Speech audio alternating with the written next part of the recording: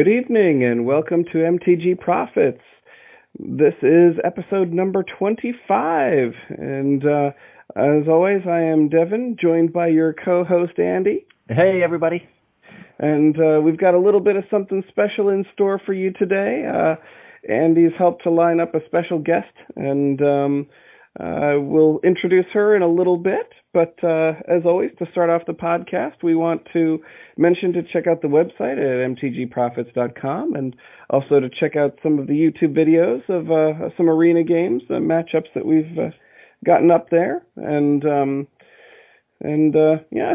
big 25, Andy, what do you think? Big 25. Can you believe that we made it to 25?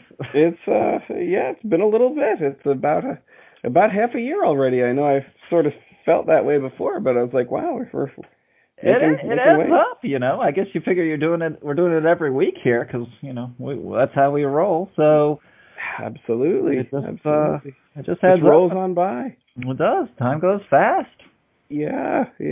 I know it's been a relatively quiet news week this week, but I think we might have one or two news items, and I know one thing that I had noticed was an arena has their own special ban list, and I was actually unaware that they were going to cultivate a ban list for arena, but the announcement sort of made me aware of such a thing, and that their ban list will be different than the rest of the Magic environment ban list. So they've banned just a single card, and I don't know if you'd seen it, but they've banned Nexus of Fate, and apparently they go into a big spiel about why they banned it on the Wizards website. However, reading that, they basically wanted to say, oh, the card is not too powerful, and it doesn't really disrupt normal gameplay like the Eggs deck does. Yep. However, we decided to ban it anyway because it's unable to.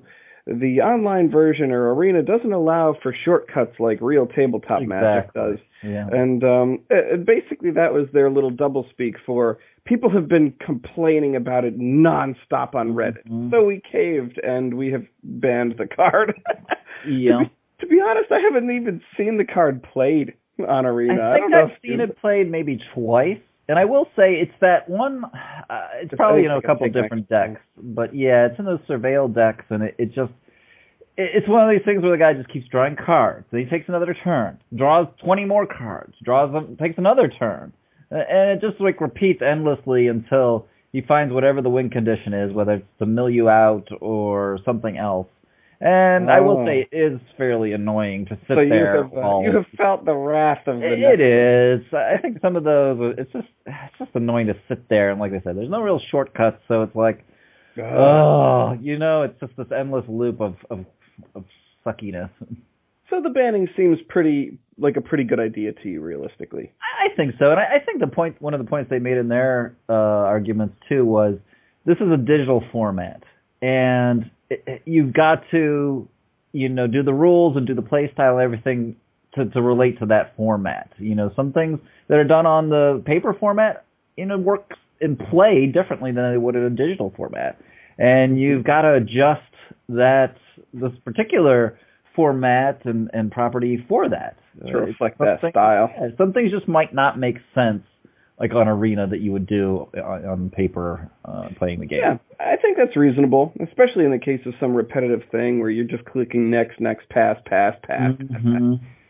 So. But, I didn't realize it was such an issue. But, again, I haven't really encountered it in such a brutal and non-interactive fashion, I guess. Yeah, when you kind of get locked out of a game, like in that kind of style, it's just no fun. I just concede. Yeah, I guess it's not worth the trouble hanging around. Exactly. Yeah. And that was my news item for the week.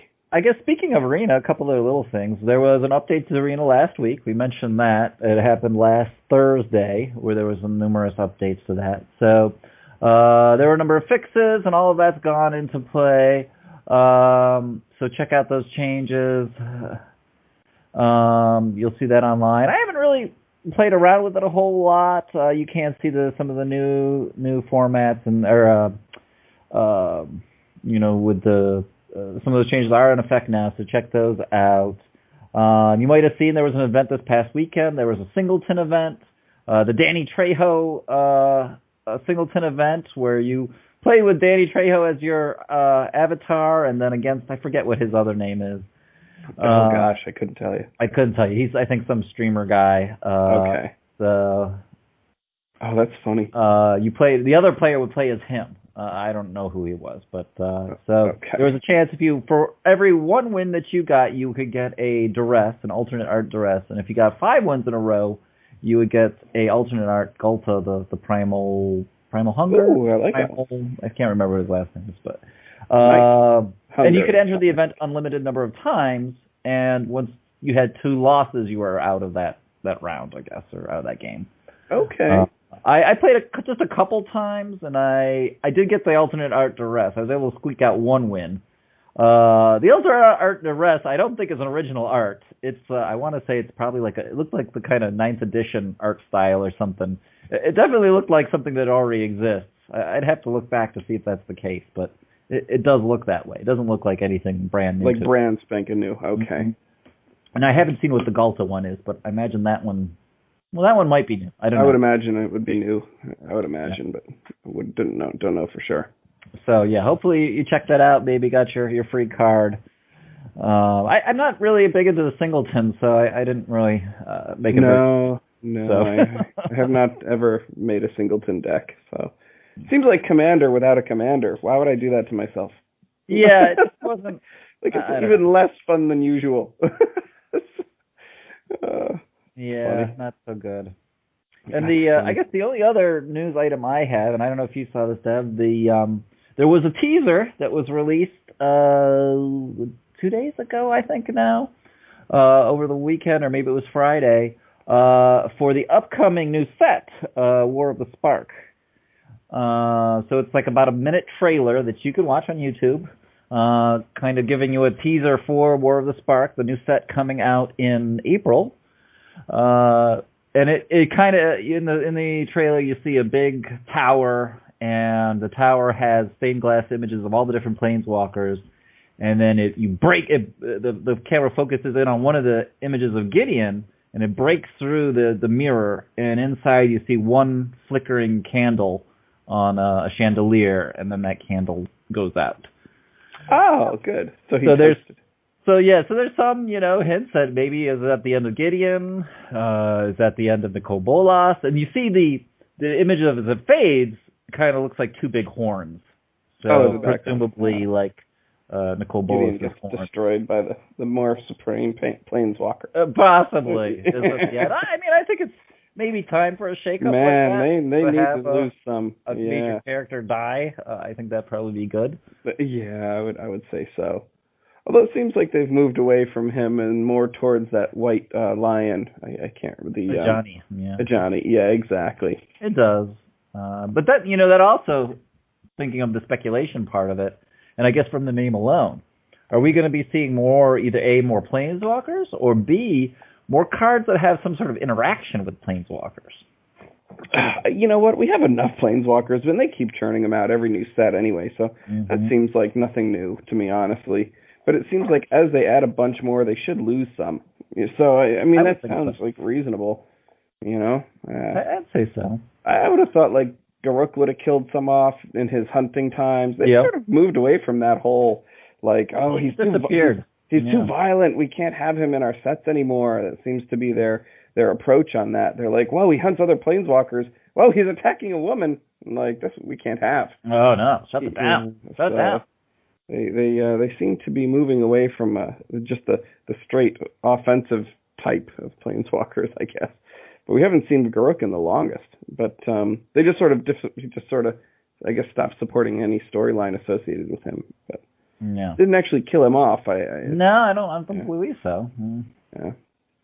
But I'll be curious to see. We can afford to lose them. They keep adding, they keep adding every few people anyway. Every new plane seems to suck up 3 new planeswalkers that we've had. So we can afford to lose a few, Let them crunch down. Exactly. So, but I had a couple other things on here. Something we should get rid of. I did have one that seems I would say sell worthy, and it's one that's been creeping up since essentially. And now that I look at the chart, almost for about almost a year now, and it was a sneaky one, like under the radar. It's a card that I'm sure I probably have because it's not very good, and which is probably why I end up having a lot of it. But it's a Guild Pact card, the Grand Arbiter Augustin the Fourth. Okay, yeah. He's a legendary creature, and he's a blue-white, 4-mana casting cost. He's a 2/3, and he says, white spells you play cost 1 less, blue spells you play cost 1 less, and spells your opponents play cost 1 more. So he's okay, and but he has crept up like nicely to an average of $12 now. Ooh. Yeah. And he seems like the penultimate, like, $1 pickup to me. Like, he seems like a card that you would have paid $1 for. Yeah. You know? Like, I can remember that card not being valuable and by any stretch. You know what I mean? But, boys, up to $12. So he would be a target for, I would empty the binder, so to speak, of him. Like the empty the war. The binder. Empty the binders. Yeah. So that's one I would think about selling. And there is another card that I am keeping an eye on, not for purchase, not for sale yet, but it's Papa Jace. It's the Jace the Mind Sculptor. He has been steadily increasing as well, I believe, right? He sure has. He has been I've seen that. Yeah. So he's in the low hundreds now. I think his average price is $115 now, which honestly is relatively high. So I would keep an eye on that. I think, for the short term, I actually think this is more of a short-term watch and sell. And what I mean by that is before summer, I would say keep an eye on that. If you've got some and you're thinking, well, because realistically, they're not going to have any more Jace the Mind Sculptors until a new reprint set is released. And theoretically, they're done with reprint sets for a while, so it may be a little while until he does get reprinted. So he has some room to go. His high is 190, and his low is 50, so around 50. And I could see him creeping up over the spring to 130-ish, 140-ish, and then I would start getting ready to dump. Dump the Papa. Yeah. And another thing that may be worth keeping an eye on is boxes that he's in. Recent boxes, like the Masters 25, I think he was in. You could have recently gotten a whole box of Masters 25 for $130. So, you've got a chance. You've got, what are there, like 9 Mythics in that set or something? Something like that, yeah. So you got like roughly a 1 in 3 chance of popping him in one of your boxes. But in any event, it's a curious thing because his value is creeping up. And he's played in Modern, Vintage, Legacy, Commander. Almost anywhere you have a blue deck is Jace the Mind Sculptor. So the demand for him is always relatively high, especially since his unbanning in Modern relatively recently. For the release of Masters 25, if I might add. I think they use that as a chief selling point for that box. But so those are my things to kind of keep tabs on. Keep tabs on Jace the Mind Sculptor as a potential selling target. Yep. Keep tabs on the Masters 25 boxes as potential pickup targets if you can get them below. I would say below 140. Okay. And sell any Grand Arbiters you have. Sell the Arbiter. Yep, Grand Arbiter Augustin the Fourth. So. And what set was he from again? Dissension. Dissension. Yeah. Oh, so way back, yeah. Way back. Yeah, way back. Or was it Guild Pact? I'm sorry. It might have been. It's the one with the little 3-pointed like shuriken symbol. It might be Guild Pact. I think it's Guild Pact then. Yeah. Dissension was the something else. Yeah.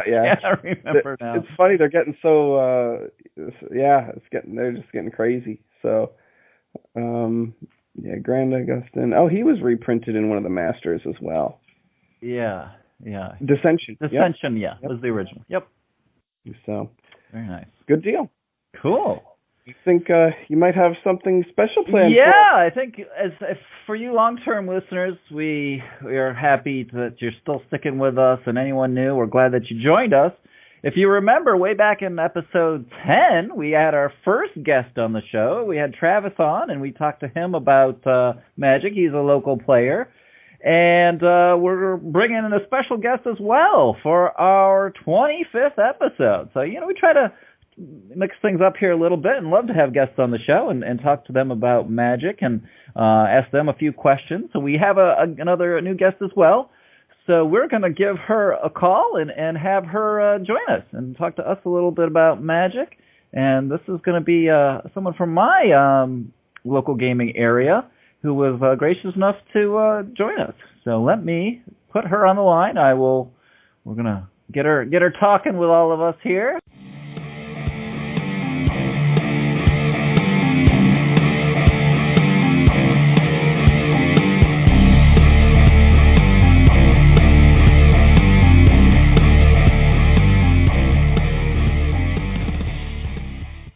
Button mashing. You're now an IT professional. Yay! No, I don't know why Skype does what it does. Very good. And Skype is on it, and you were like, let's do a Skype interview, and I was like, we could try it on my laptop if I, draw a pentagram around it and the stars align. Gotta get the candles out, the moon is in the right spot, and then we can... Thank you, machine spirit. Yes, exactly. This time I hit the little call button, and that did it. Although I don't know. Anyway. I will say that, Andy, I believe your recording may be continuous, and I believe mine has been broken. I think I had to join your conversation in order to have all three of us happen. So I don't know if yours has continuously been recording, but mine, I just restarted the recording as we connected. So for your own knowledge, Andy. Okay, because I do say that you are recording the call, and I am also recording the call. Yeah. On my screen it says Andy is recording the call. I'm not seeing anything about anyone else. I don't know if that affects do or don't want to do. We'll go with it as long as it's recorded somewhere. Exactly. Something's happening. We'll make it work. And I will edit all of this out. So let's go ahead and get proper introductions underway, Andy, so that the listeners know who we've got on the line. So as all your listeners know, and hopefully, I don't know if you've been able to check out any of the other podcasts here we've done, Meg, but I'm Andy, and we've got Devin on the line as always, my co-host.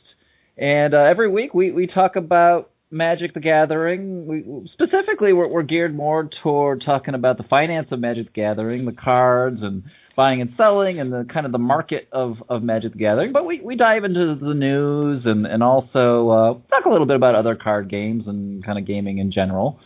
But we're always interested and excited to talk to other players about it, and wanted to have a guest here for our special 25th anniversary show. And we're happy that you could join us. Absolutely. Thank you. I'm really happy to be here. I appreciate the invitation. So yeah, I'm just really happy to be able to share my ideas with you guys. Sure. Great. So we've got Meg on the line, and we're going to talk some Magic. Sounds good. We've got a relatively simple sort of setup that will probably make things relatively smooth. We're just going to probably go through a little bit of almost like a question and answer session, and it's a pretty user-friendly way to interact. I think it kind of opens things up and starts things off nicely. We can digress and go anywhere. Absolutely. We need to go. Absolutely.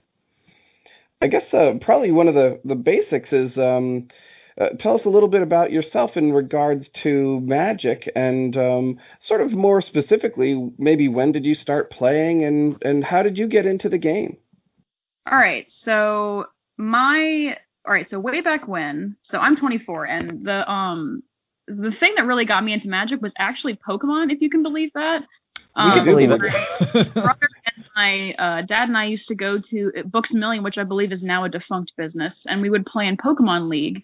And, after a while, that kind of started to fizzle a little bit, and then we kind of looked around at what other properties were available in, the burgeoning game stores and Books A Million, other card stores, game stores. And we found Magic, and I don't exactly remember how I came to be playing that because I was pretty young at this point. But we started playing, and it was, for me, it was more of a way to spend time with my older brother and my dad, which I thought was really cool. And I've always kind of had, I guess, I've dipped into both sides of interests as far as like gendered interests go. So I had Pokemon figures, I had some Barbie dolls, but I also had Magic cards, and we would mostly like play them on vacation and stuff with my cousins. Came down from Pennsylvania, which was really cool. And I remember very fondly the first deck that I ever really cared about a lot was this bird tribal deck that had like Commander Isha and Soulcatcher's Airy in it, and it was really simple, but it was something that my dad put together for me. Okay. Special place in my heart. Nice. Do you still? Go ahead.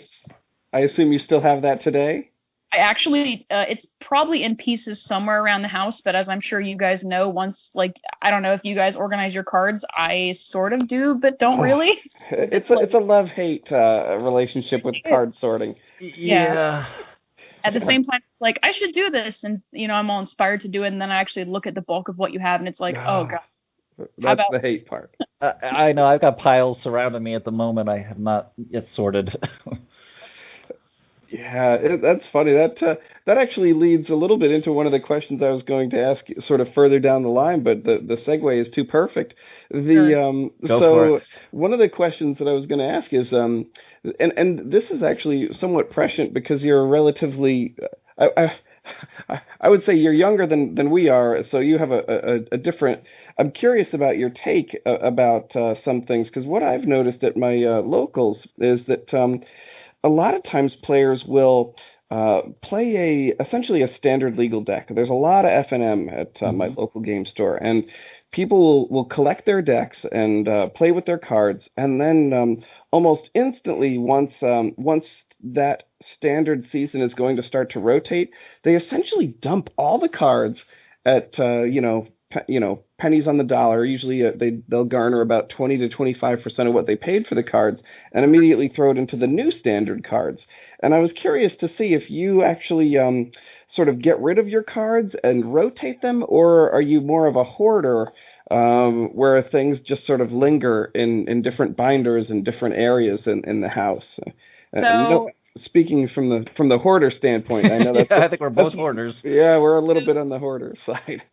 I'm not always the best. I don't really play a lot of constructed / any constructed. The closest I ever get to that would be Commander. And I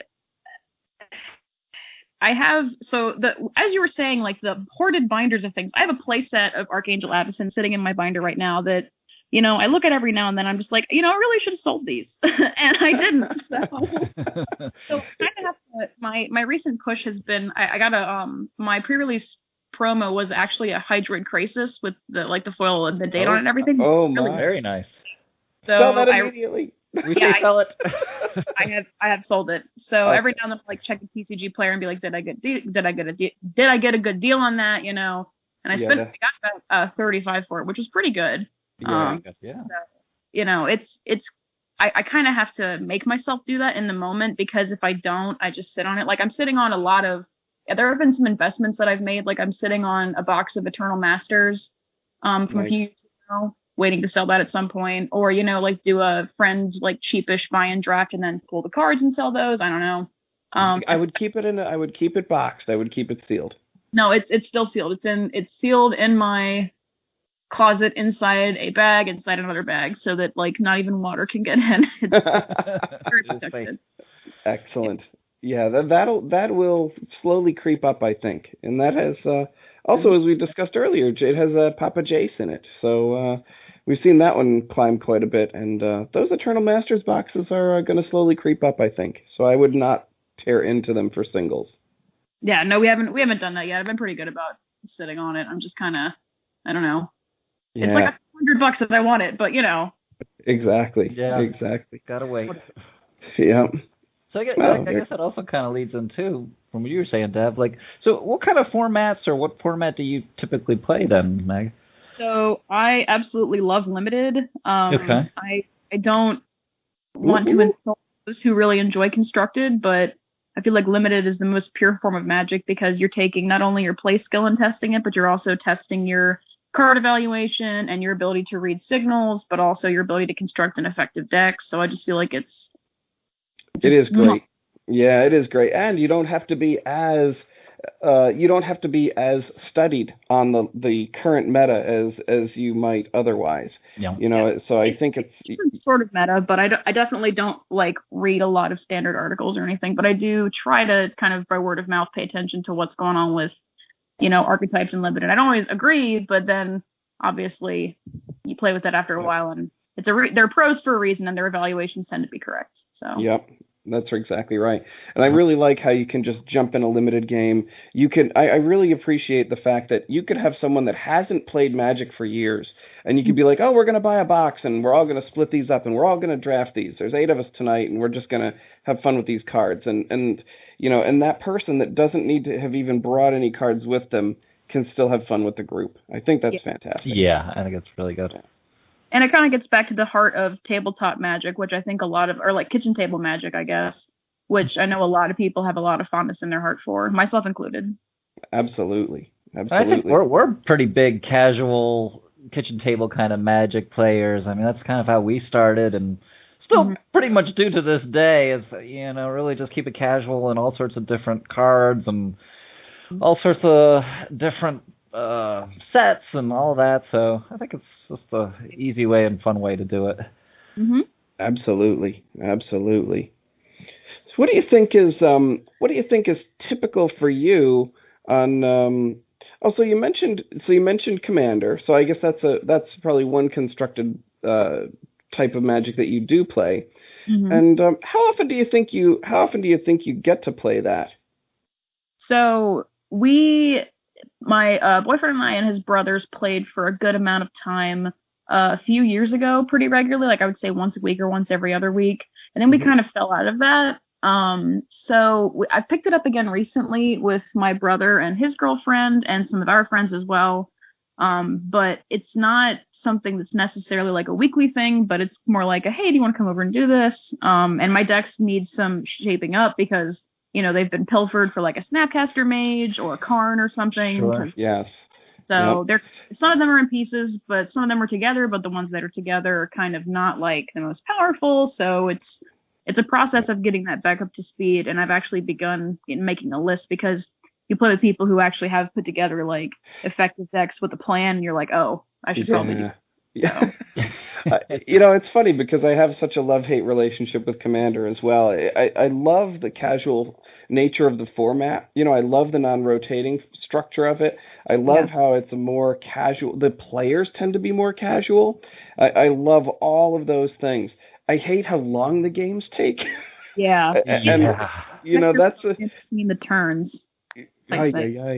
Yeah, so that's another one of the. It's funny how like almost everything in Magic comes down to love-hate for me. It's like, oh, I love this, but I hate that about it. I love this, but I hate Mana Screw and Mana Flood, and I love, So that's funny. Very good. I know that. Let's see. What was I going to touch on here? I know that Wizards has been sort of making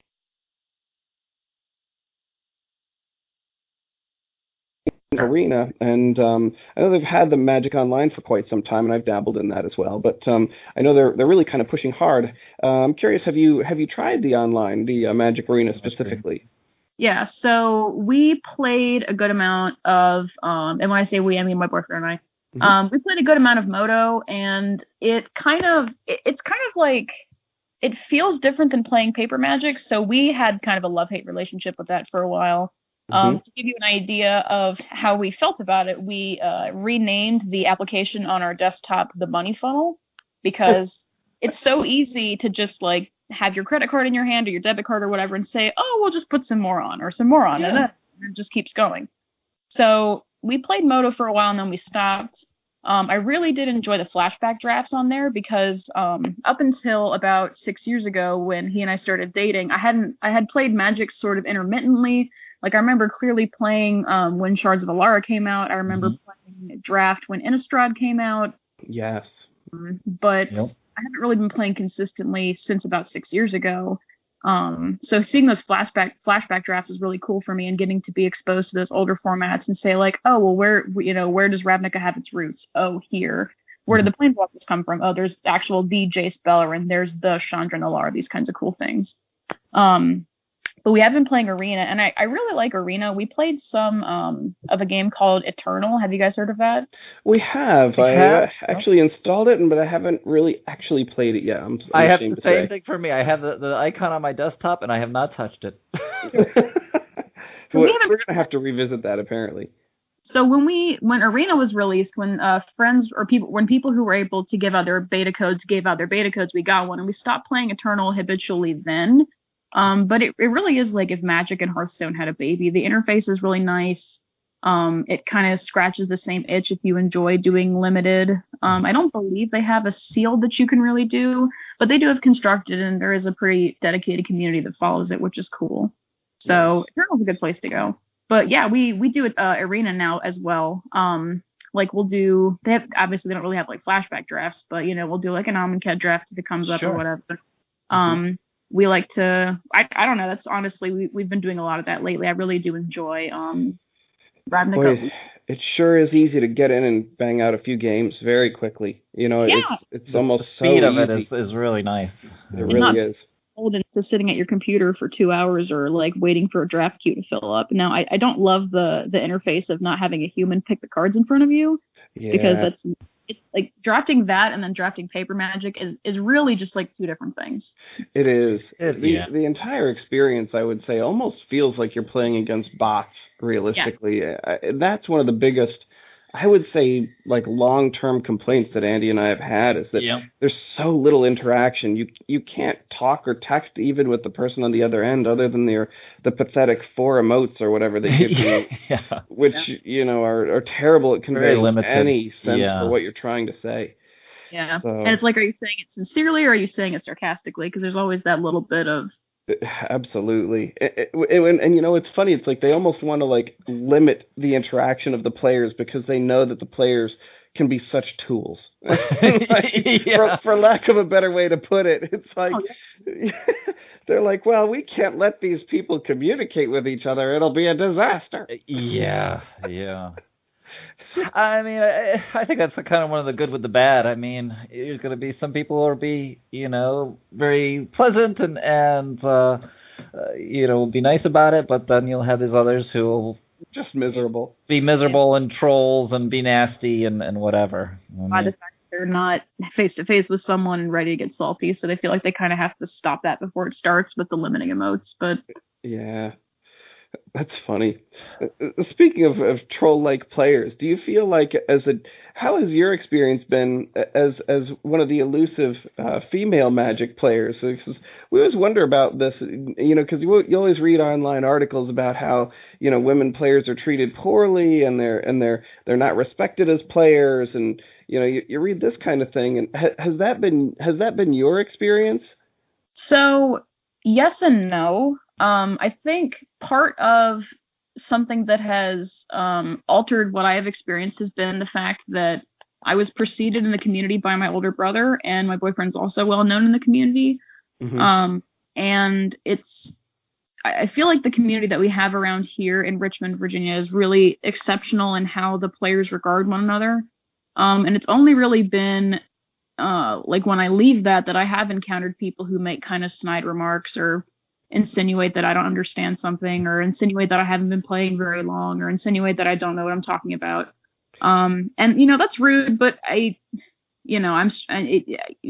people get dunked on because they're new, or people get dunked on because whatever. So I have experienced some like rude things or nasty things, but nothing that I think other people have had to experience necessarily. So I feel like it's a legitimate thing, but in my community, I feel very proud to say that I feel Richmond is a really good place to play Magic. So that's actually kind of, I would say, a positive overall experience. Yeah. It's funny, you almost think like every once in a while you get some of these guys who, I can only imagine because generally speaking, if you go to any kind of place where there are a ton of Magic players, like if you go to a GP, these people are just sort of, I hate to say it, but a lot of them are kind of jerks. So, and that's, that's very strong attitudes, very forceful personalities, very, funny rules lawyering. So you'd almost love to put the smackdown on somebody after they were like, "Oh, are you only here because your boyfriend is here?" So that happened to me at a PPTQ a few months ago. There was this guy who I think I was riffle shuffling his cards, and he was like, "Oh, you'll learn not to do that soon." And I don't even remember exactly what else he said, but it was just like this kind of haughty, looking down at me type thing, and it just kind of got this air. And I beat him. But, yeah, you felt good about that. That was the best. Yeah, and it's frustrating though, because there is some latent kind of frustration with how some people view women in the gaming community or in any community, and that can be said for I horseback ride as well, and that can be kind of said for men in the horseback riding community. There's kind of this like perception of, oh, why are you here? Oh, are you just here because your wife rides, or are you just here because your boyfriend plays, or whatever it is? So I don't know. Yeah. People like their things, and I've always been a nerd, and I like what I like, and that's the way to go right there. Yeah, I think so. Absolutely. But yeah, it's always a curiosity, because then you'll hear Wizards say, things like, Wizards has come out in the past saying that women Magic players make up 40% of the Magic the Gathering community. And I said, 40% in my mind, I was like, that seems extraordinarily overblown. Very high.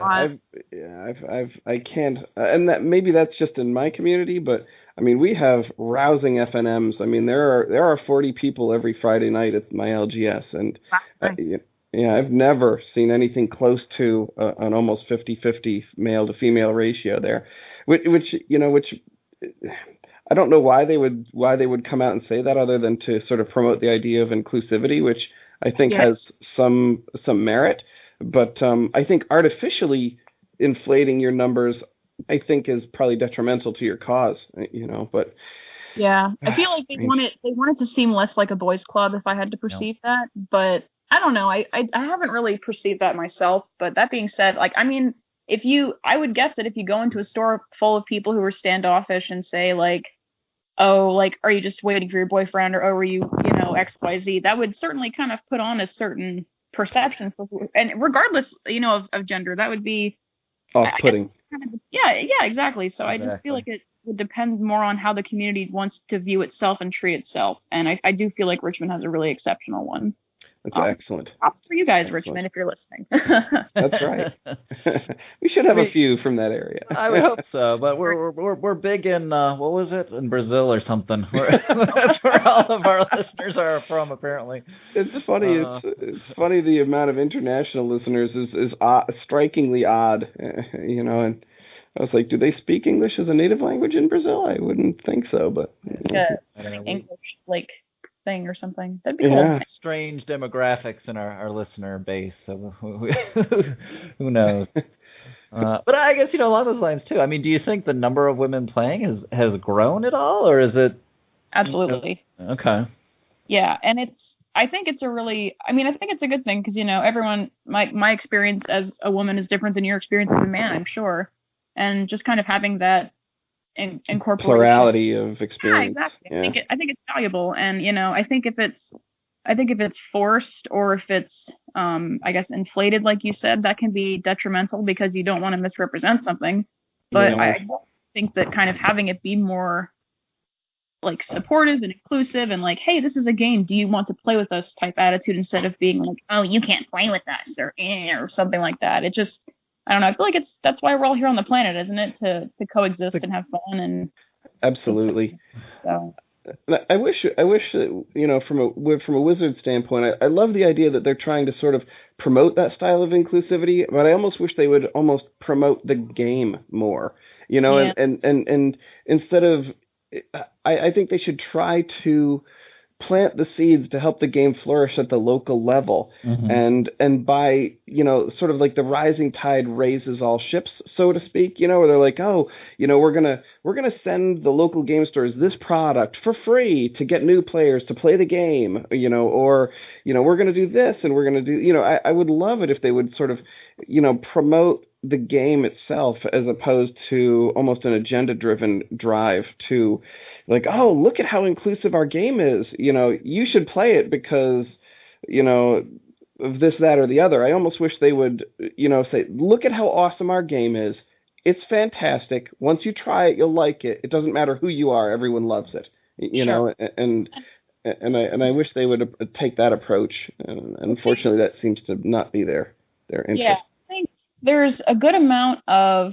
So I'm kind of, and I don't know if this is like an appropriate attitude to have, but I'm kind of skeptical when corporations or organizations adopt that kind of attitude, because I'm suspicious of it, because I'm worried it's disingenuous. Like, you don't actually care about the groups of people you're purporting to want to bring in or do X, Y, Z or whatever. You're absolutely right. I think healthy skepticism or cynicism, I think, is appropriate. Like, I think I very much value that. So I'm a teacher, so I really value the different like cultural experiences and the different life experiences and all kinds of things that can really make life interesting and valuable. But I don't want. I don't know how to say it. I guess I don't want it to be something you don't want it to be artificial. You want it to be natural and sort of, you want it to be natural, not artificial, essentially. That's my biggest concern with that push. But I do think it matters, though, because I have talked to some other women in different communities and other minority groups or whatever that pertain to this. And, they have had like horror stories. And I have had very inappropriate, like, I've had really creepy guys come on to me in like weird, gross sexual ways that won't let go. Like, it's so strange. You would think, like, just imagine if I could imagine myself, say, 20 years ago or something, and like someone in my early 20s, and like I was sitting across from like a female Magic player, which at the time was essentially unheard of. But but you would think in my mind I would be like, wow, this is fantastic. I would love for more women to play this game, because I'm tired of sitting across the table from men all the time, every time. So my normal inclination, I think, would honestly be to be like more chill, more relaxed, not being like a crazy rules lawyer, or so it strikes me as such an odd dichotomy that we have as a gaming community, where it's like, well, we need more women to play games because we just need that plurality of experience, and yet what do? We shoot ourselves in the foot by just acting so strangely and inappropriately, which is super unfortunate.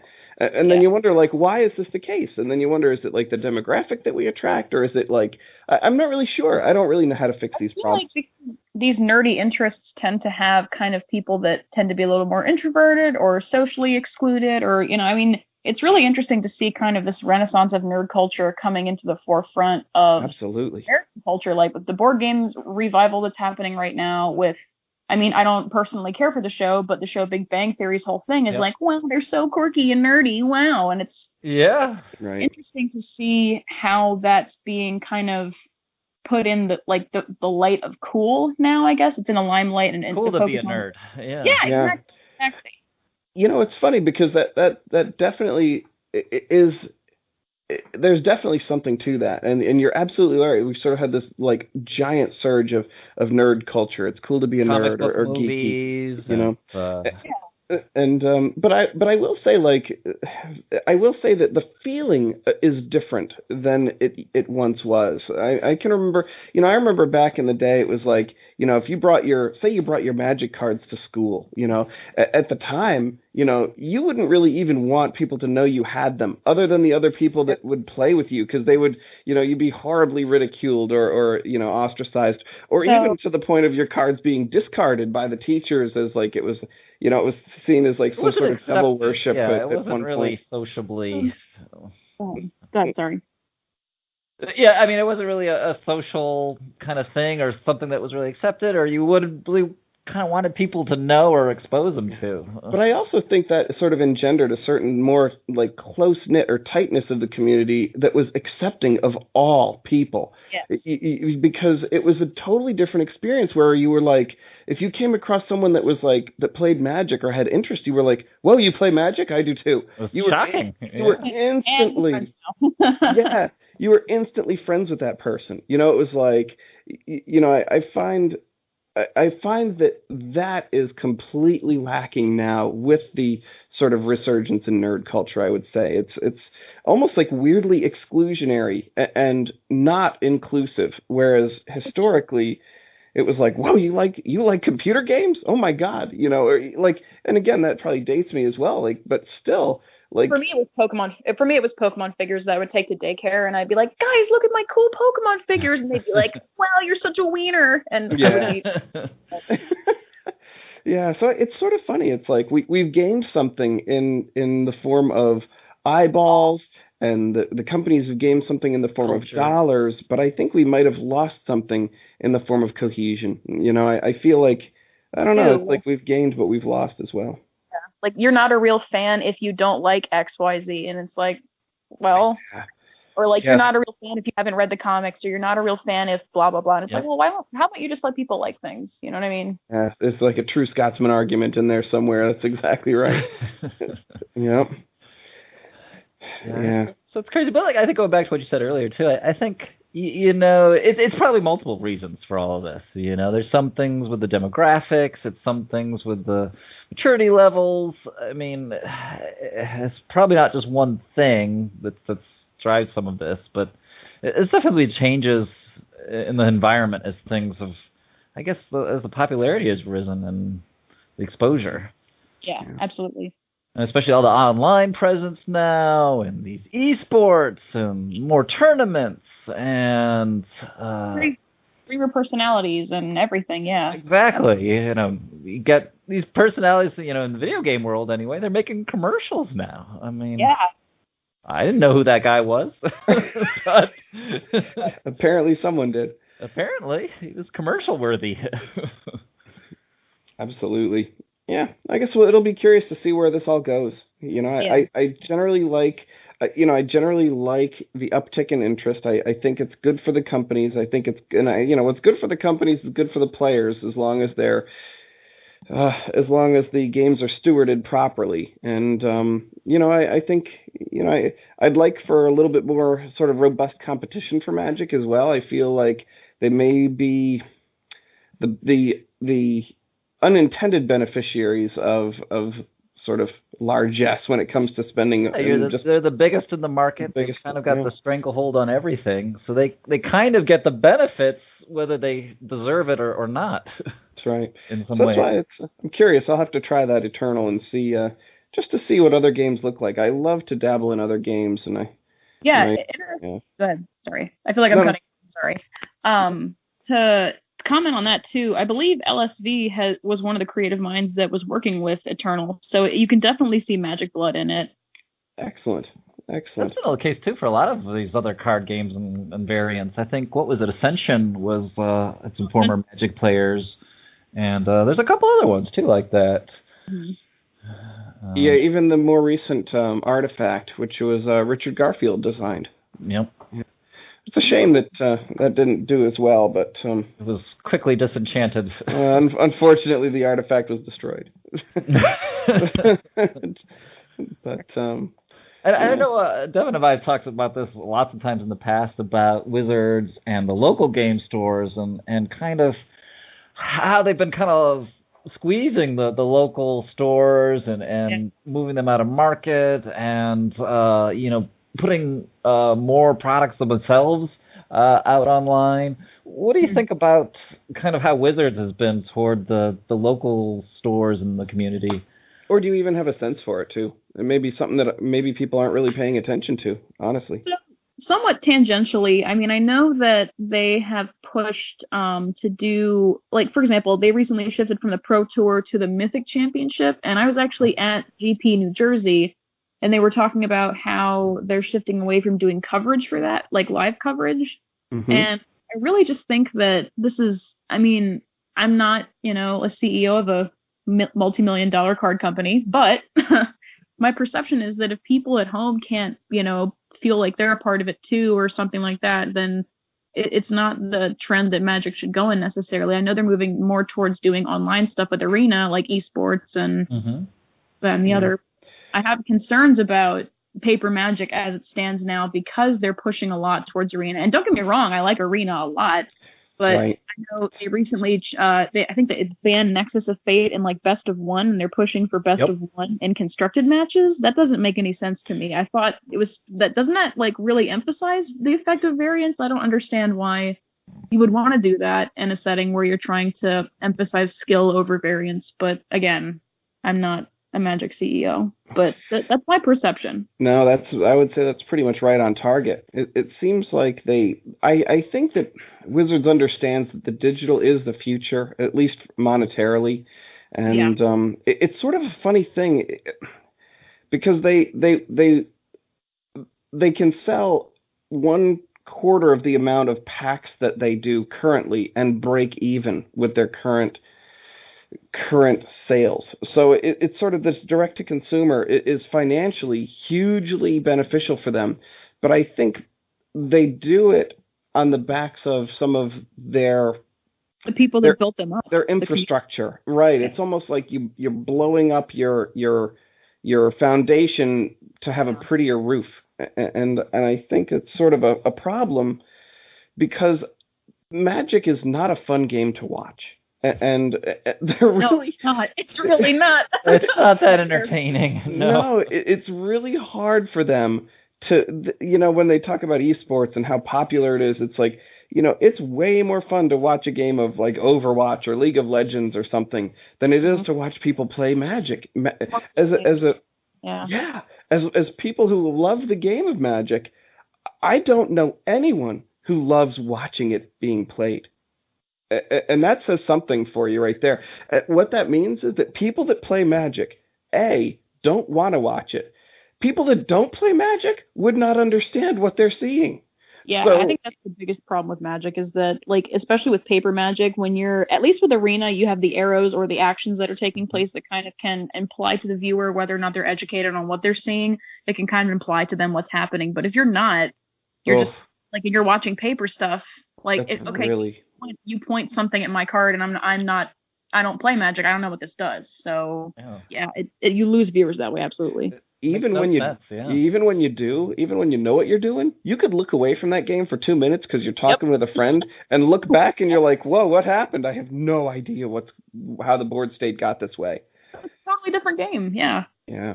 So I think that's a challenge, and I think it's when they don't seem to understand, and till I think the game's detriment. But well, it's like, how do you make it exciting, or how do you get more people? I mean, they have been really ramping that up. You see, with all these streamers, they're handing out basically streaming contracts to people. Go ahead, sorry. Oh, I was gonna say, the streamer contracts to people. They have what do they call it? Like spotlighting people in special game modes and everything. You see this on Arena, I'm sure. With Danny Trejo right now. Exactly. Yeah. You can see Danny Trejo.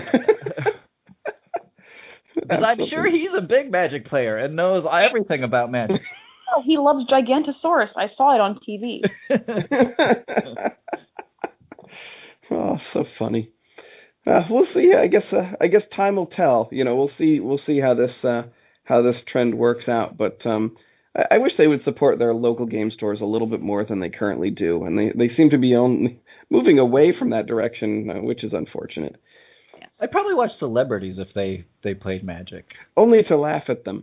Well, yeah. Although if they were good, I mean, I would enjoy it if they weren't good. That would make it even funnier. Either way, I'd be fine with it. Maybe some really unusual pairings or something. Like George Costanza versus something. Or like Lady Gaga versus. You could have some really fun matchups. that might be amusing to watch. That would be really funny. I would totally watch that. I think so. All right, let's contact Wizards. We have an idea for them. Yeah, right. That's right. Crazy Magic matchups. Celebrity style. That's right. Celebrity channel. Very good. Well, thank you so much for your insights. We really, really appreciate it. It's tough to get that sort of view from the other side, so to speak. Sure. You're very welcome. Thanks for asking about it. Absolutely. And we need to throw in at least 1 or 2 fun questions here, Dev. Oh, for sure. Fire away. Okay. I think what exactly. Well, we've done a lot of fun things, but what's your favorite Magic card? Oh man. Okay. Which may be a fun and hard question simultaneously. Andy loves putting you on the spot like this. for sentimental reasons, I would say my favorite card is Commander Isha because it was in that deck that I mentioned earlier, but also because I don't know, the art's really striking and it just kind of, I don't know, it has a lot of sentimentality for me. With respect to, I guess, the current limited format, I've really enjoyed playing with Theater of Horrors. The whole like draw you a second hand card is really cool. I played with Dovin at the recent GP that I was at. That was a lot of fun. But I don't know about favorites. That's a really hard one to... It's a tough question. It is tough. I like things that make tokens. I like having a lot of creatures at once. So things that do that, essentially. Favorite token? Oh, man. Zeppelin, vampire, human, Bird, Merilage. Ooze, maybe? I don't know. Does anyone really like oozes? I actually has an ooze deck. I had an actual ooze deck. Oh, wow. I was like, you know what? I'm going to make an ooze deck. And this was, I don't know. This was way back. 6 years ago, maybe, or something. Oh, probably more than that. There was not many good oozes at the time. But I remember the Ancient Ooze was in that deck. The Ancient Ooze was there. That Red Ooze, I don't know if you remember him, but... Dude, that was like 12 years ago. That was like 10 or 12 years ago. Oh, yeah, it was easily... That it was really because of that Red Ooze. I don't know if you remember. He was like 1 mana, but like, I forget what it was. If something died, he got like 3+1 counters or something. He really would get big fast. But I will say it was never successful. Is it Blood Bowl Ooze? I just looked it up. Yeah, that might have been it. Yeah. Yeah, he was good. Although, I did see the new Ooze today when I was playing on Magic. The biogenic Ooze, who makes other oozes. Yes. And he's a ooze lord, I guess. Ooze lord. He is. Lord of the ooze. Doesn't he give a bonus to oozes? Yes. Yeah. Oh, that's funny. Lord of the ooze. Yeah, the biogenic ooze. He when he comes in, he creates a 2/2 ooze, and at the beginning of your end step, put a +1/+1 counter on each ooze you control. And you can pay for it to make another ooze. Yeah. Uh-oh, and he's reviving his ooze deck now. I can see it now. Although this card's $7. Yeah, he's a little prohibitive at the moment. Wait until he becomes $250. $250. Then now we might be talking. Maybe. That's funny. I would recommend selling biogenic ooze at this point. He is on the downward trend. Rebuy it later. Hype. The ooze hype. Yes. You heard it here. Oozes are going to be big in the future. Invest in oozes. Because you never know. Excellent. Awesome. Well, I guess so. Yeah, as Evan said, well, thanks so much for joining us, Meg. We really appreciate you being on, and maybe we can catch you sometime on the arena. Absolutely. Thank you so much. Thank you so much for having me, Devin and Andy. I really appreciate it. No problem. And great to have you, and tune in every week if you're not already. You got to put the plug in. Shameless plugging. Well, that's how it goes. Yeah, all good. Absolutely. Excellent. Thanks, guys. Thanks, you everybody. So much. All right. Keep it up. And, as always, as we always say, may all your picks here be profitable. So, happy 25th episode here. And we look forward to a whole lot more. 25 more. 25 Thanks, guys. more? That many? Okay. All right. Have a good one. Have a good night. Thanks. Bye.